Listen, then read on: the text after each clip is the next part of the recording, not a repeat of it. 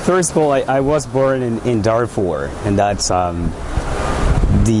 in South Darfur. The city is called Niala. That's the capital city of South Darfur. And since I was a child, I went to British school. I studied primary school and also high school over there. And but in 2003, the government of Sudan has targeted the entire villages that we were living in, and then we had no choice but to flee our homeland and head to the cities where it was nearby. And so in 2003 and 4, so I was still living in the camp, in the refugee camp in Darfur, and that was in Kalma camp. It's the biggest camp in Darfur. And so, but the harassment of the government intelligence inside the camp pushed me to go to Egypt. But it wasn't very easy to go to Egypt because it was a pretty long journey. Like you had to take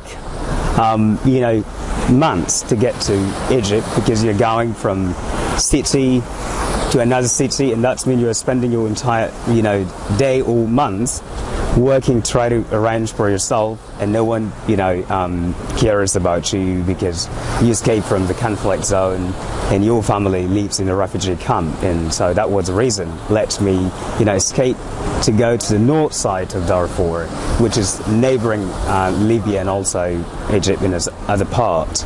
And in that point I got some help from some people, in local people who were living in Al Fashir, in the capital city of North Darfur, and it's the ancient city of entire Darfur as a state till 1916.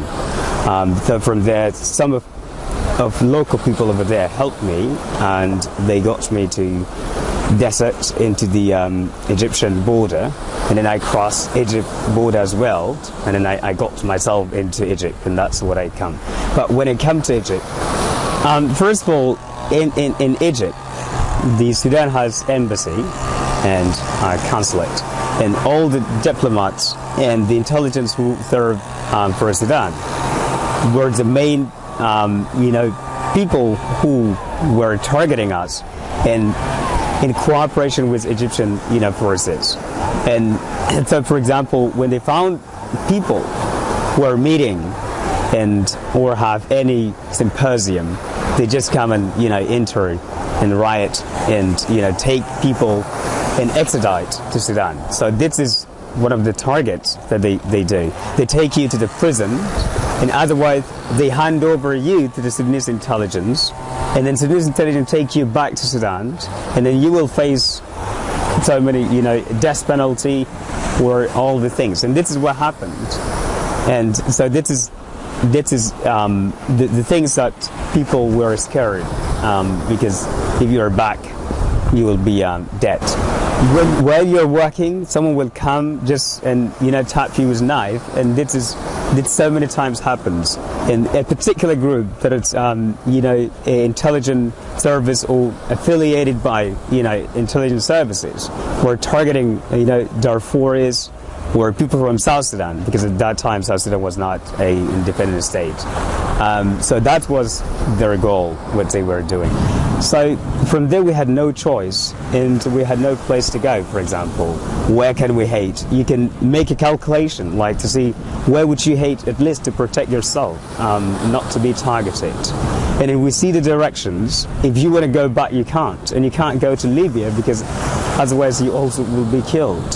So we can't move forward, for example, like to go to Jordan or Saudi Arabia as well, because we have those countries are also, practicing dictatorship, and we are calling for democracy, secularism, in freedom of speech, freedom of different religions, ethnics, and everything that every human being has right to live in. So that was challenge point, and you can't live in a place where there is no democracy, where there is someone who still abuses the people's right.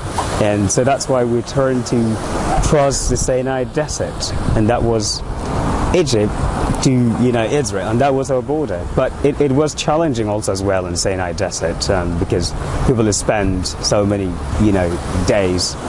Some of them were just it's frustrating. They got killed, abused by the Bedouin as well. And while I spent personally 4 days, over there in Sinai to cross the border, and when I came to the border, a lot of people were shot while we were entering. The Egyptian police shot some of the people, and then I was lucky and I was not shot, and I came and entered to the border.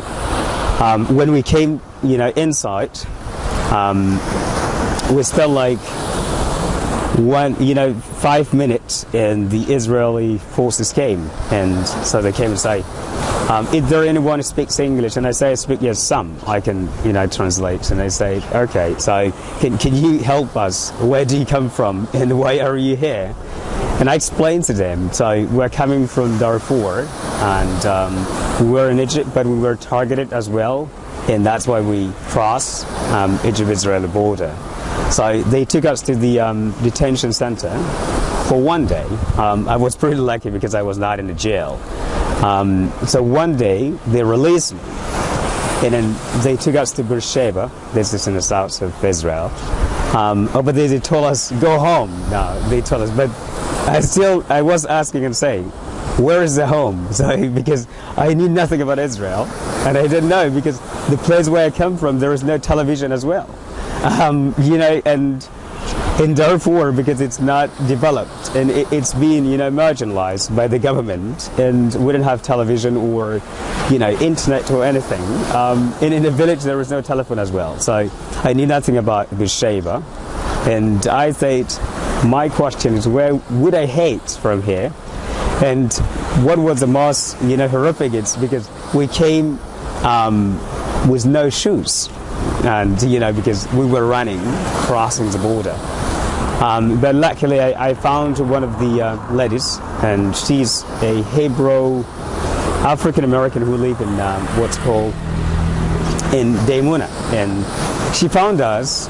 9 people are moving to the Beersheba street, and then people without shoes. And she said, oh, those people might be crazy.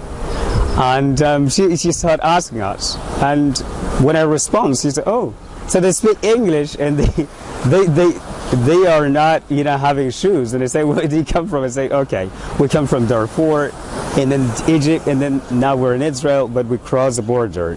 We're not coming by airplane. And then, okay, she says, okay, so now I can help you. She took us to the market, and she bought some shoes for 9 people, and rented a car. That's Munishirut, and that's minibus. And then she said, okay, you can go to Tel Aviv. So we came to Tel Aviv, and then we found ourselves in Tel Aviv, but also we didn't know where is it. And I found one of my friends who was in Egypt, who was living with me in Egypt, and I found him in Levinsky Park. And it was like around 7 o'clock in the evening. Okay, that was in January. It was pretty cold, and rainy. And I told my friend, I'm sleepy. I want to sleep. He said, oh, but I didn't have home. He told me. I said, what are you talking about? He said, yes, I didn't have home.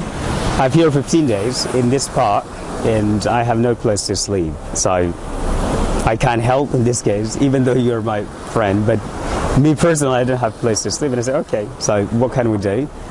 Let's arrange something.